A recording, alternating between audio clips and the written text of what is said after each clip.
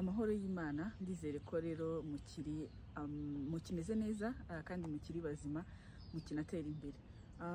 Umwaka ushize hari igitabo nasomye, niyo twaraganiye ku bintu bijyanye n'igitabo. Niba warabonye poste zanjye nyinshi, igitabo cyitwa When Breath Becomes Air, ni kimwe mu bitabo nankuraje abantu gusoma, cyane cyane niba uri umuntu ukora mu bijyanye n'ubuvuzi ndetse n'ubuganga. Icyo gitabo wagikunda cyane, ariko tuve kuri abo ngabo wenda by'umwihariko tukivugeho en general ko ni igitabo cyankozeho, ni igitabo nakunze, ni igitabo gituma witekerezaho.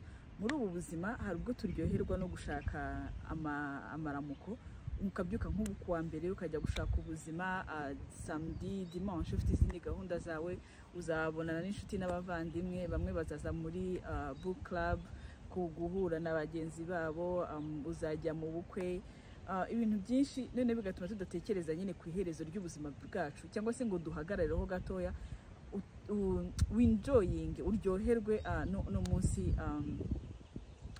ugezeho. Iki gitabo rero kikaba cyaranditswe n'umugabo witwa Paul Kalanithi, akaba yari umunyeshuri muri Stanford. Reka ndebe aho nabyanditse.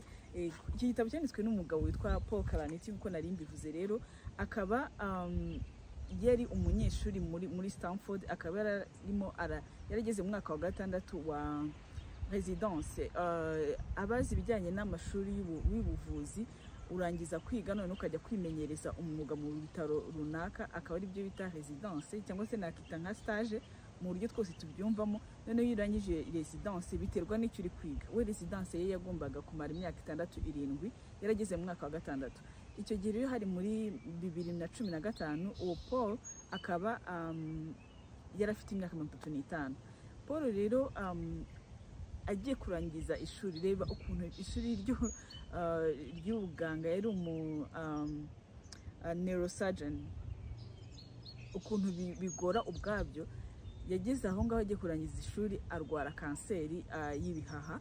None arwaye kanseri y'ibihaha rero ahitamo guza nkaho document, yandika igitabo kijyanye n'uburwayi bwe, n'ukuntu ari ku experience, n'ukuntu nyine ari hafi yo kurangiza ubuzima bwe, ari hafi yo gupfa, kuko nta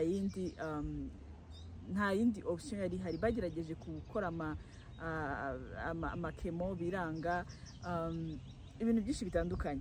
Rero agenda avuga, asubiza n'amaso inyuma, akareba uburyo yari excité cyane, akatekereza uburyo yavugaga ati nindangiza ishuri nzishyura amadeni yose natanze, ababyeyi banjye nzabanezeza, igihe ntabonye cyo kugira ngo ndyoherwe nk'abandi nzaba nishimye. Agenda avuga ukuntu aburira n'umwanya umufasha we kubera gukora akazi. Nk'ubu ngubu akaba afite wenda kubaga abantu, azi ko biri burangire nka saa 10, akaba wenda akajya kuri date n'umugore we, bikanga kubera ko haisazamo undi murwayi. Agenda bivugaho cyane. Rero uwo Paul aba aza kwimarya, aba yarafite umupatna wiwe mu gihe bari mu ishuri, aba afite umupatna wiwe, baza no kwimarya. Ubuzima bwe nyine bugiye kurangira, yitwa Lisi rero akaba yaramubaye hafi muri ubwo buzima bwe bwose. Noneho inkuru ya Paul iri tretusha cyane, irababaje cyane, kuko ajya kurangiza ubuzima bwe, we na Lisi nyine baraganira, akamubwira ati se ko tumaze igihe tubana tukaba twarakundanye, waretse mbere yuko mpfa tugerageza byibura ngasiga urwibutso, ngasiga umwana. Rero kubera ukuntu yari anarwaye, no kugira ngo babone umwana biza kubagora ko baza gukoresha in vitro, bimwe byo guhuza intanga, atari uko nyine byarabagoye. Ofete reka nire gutanga ibisobanuro byinshi, byarabagoye, bisa ko bajya in vitro nyine kugira ngo babone umwana wabo aravuka. Noneho Paul rero aza gupfa umwana wabo ataragira n'umwaka umwe. Noneho ikindi giri tretusha, n'ubwende igitabo atari cyo gifite umumaro kuruta ibindi byose, igitabo ntabwo akirangiza, aza gupfa hagati. Noneho Lisi akaba ari we urangiza igitabo. Iki gitabo cyanditse nyine mu buryo ni nka filime, ibintu byose wagira ngo uri kumwe nabo, umuntu ararwaye, umuntu atangiye kwandika igitabo agasubira inyuma gatoya akavuga ukuntu yaryohewe n'ubuzima, ukuntu yari afite ambition nkatwe twese, uko uvuga reka nshaka ubuzima, nzaba iki ngiki, noneho nyine ubwo akaza kurwaramo, akajya atubwira uburyo yagiye kubona n'abaganga runaka, kugisha inama niba hari ikintu cyose gishoboka yaragikoze, ariko nyine ubuzima bwe still ntibyatuma butagenda. Bimwe mu bintu nyine agarukamo avuga ko uburyo hari utuntu dutoya tudaha agaciro, akaba ari nacyo kintu narakubwira ngo utekerezeho muri iki cyumweru cyangwa se uze kuzirikana, agaruka ku kuntu tudaha agaciro, kuko uba waramenyereye guhora ujya ku meza kurya, udaha agaciro uburyo kurya ari byiza cyangwa se binaryoha iyo udafite ikibazo, utababara mu muhogo, utari anxious wenda ngo nurya ngo urabigarura. Avuga ukuntu tudaha agaciro akazi, umurimo wo gufungura kurya. Avuga ku kuntu mu buryo bworoshye cyane, kavuga ngo ezma ubwira umuntu ngo ejo tuzabonana, utabizi niba muzabonana kandi bikarangira mutabonanye. Avuga ukuntu abantu bafite ubushobozi, ufite nk'ubushobozi bwo kujya gukora siporo, ubizi neza ko ufite imbaraga, ntabwo uri bugwe. Ubwo umva bitewe n'ukuntu we yarari n'ubuzima yararimo, yaricaraga akavuga ati nk'ubu wampa kugira ngo nanjye nsohoke no hanze ntembere, nta kibazo mfite.